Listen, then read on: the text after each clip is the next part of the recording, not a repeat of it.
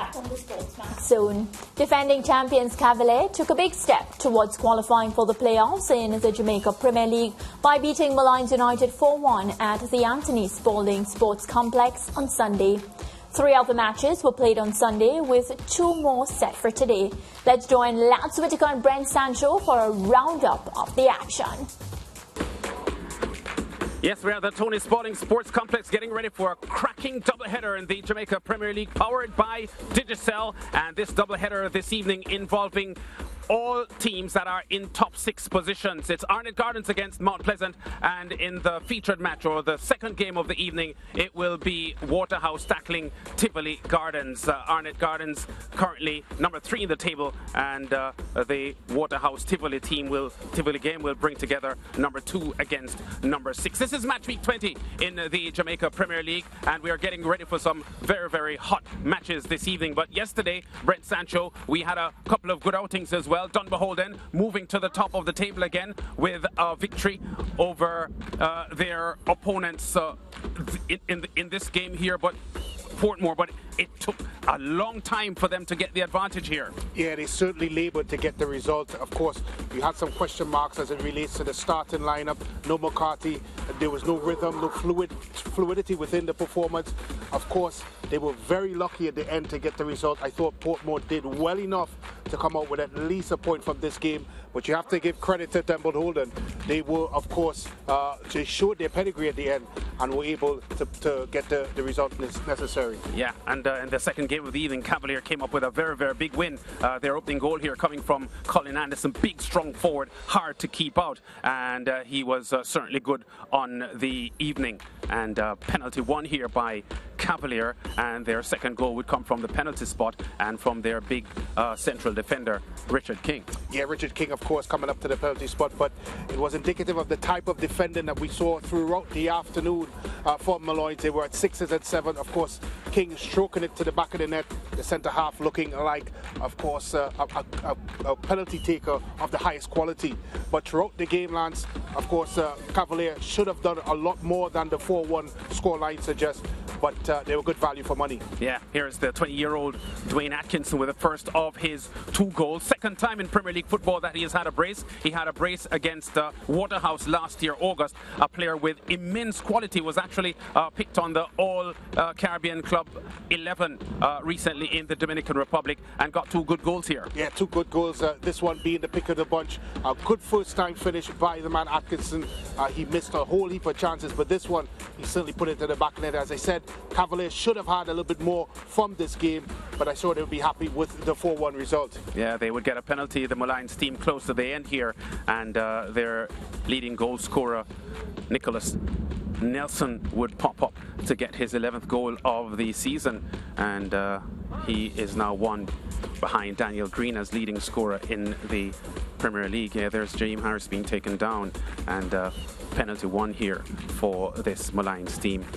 Nelson, a very useful attacking player, and he hardly plays games and doesn't score. Yeah, he was lively all afternoon. Of course, you add the fact that Cavalier was kind of complacent once they went 4-0 up, and of course Molynes kept the running going, and they were good value for the 1 goal, the consolation goal that they eventually got from the penalty spot. Yeah, Nicholas Nelson, I think, has scored 6 or 7 goals in the last 6 or 7 matches he has played. So he is good for, in recent weeks at least, in the past couple of months, a goal per game. So Molynes beaten there by 4 goals to 1. Cavalier getting a good result, just sort of consolidating their spot among the top 6 teams and in for the playoffs. Full results from the first set of matches in match week 20. Dunbeholden 1-0 over Portmore. Vere United 2-0 over Harbour. A result that would have jolted Harbourview's playoff hopes. Humberland also having their playoff hopes jolted by Montego Bay in a 1-1 draw, and Cavalier with that spanking 4-1 win over Molynes. Sunday's matches at the start of match week 20. Dunbeholden with their victory, moving to the top of the table on 42 points. Waterhouse with the opportunity this evening to join them on the top of the table on 42 points, but Waterhouse will be ahead on goal difference if they get the result. And Arnett Gardens, Mount Pleasant, Cavalier, Tivoli, the other teams in the top 6 at the moment. Harbourview and Humberland, time running out on them as they try to get into the top 6, Brent. And they've already done their work yesterday, Harbourview and Humberland, and it is back for the the other teams in the top six at the moment to consolidate their positions and get into the playoffs. Jamaica Premier League football coming from the Tony Spalding Sports Complex this evening on SportsMax 2. Thank you, Brent and Lance. So, George, when we listened to their rap, Lance was key to point out the gap at the top of the table, the fact that Waterhouse, they still have 2 matches in hand. What does that mean? Nothing. The fact is that they have to win those games. But as we've been saying week in, week out, they're fine. The number of points that they have, they will be one of the playoff teams for sure.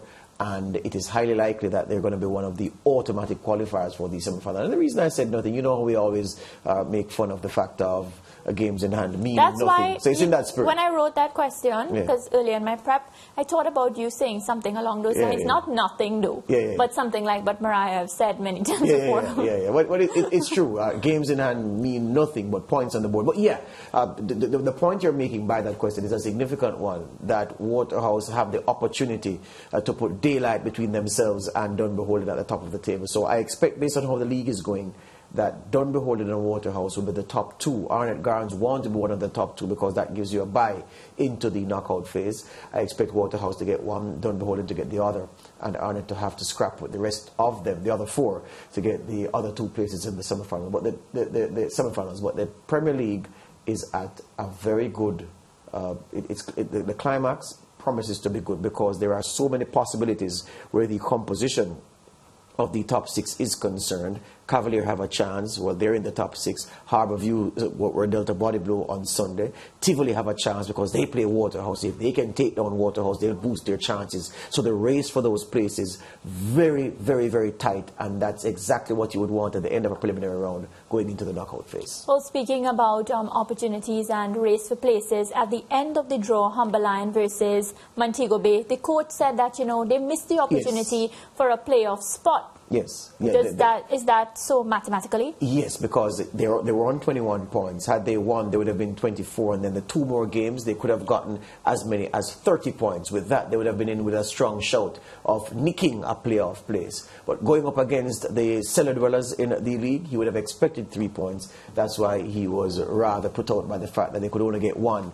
And with that draw goes their hopes of getting into the top 6. It's not really possible from here. The math doesn't, the arithmetic doesn't compute. There are not enough games for them to get into the top 6, given the number of points that they have already. Well, what we do know is the teams that are in top 6 position, today's games very, very important for them. So keep it locked to SportsMax, and we'll see how the JPL table looks at the end of today. Well, still to come on today's show, following her emphatic win at the Diamond League meet in Eugene, Oregon last Saturday, we ask, is Elaine Thompson-Herah the firm favorite for World Championship 100-meter gold? That's later, but next Real Madrid takes center stage. Champions of Europe for the 14th time, and once again, Carlo Ancelotti proves his tactical brilliance as Real Madrid beat Liverpool 1-0 at the Stade de France on Saturday.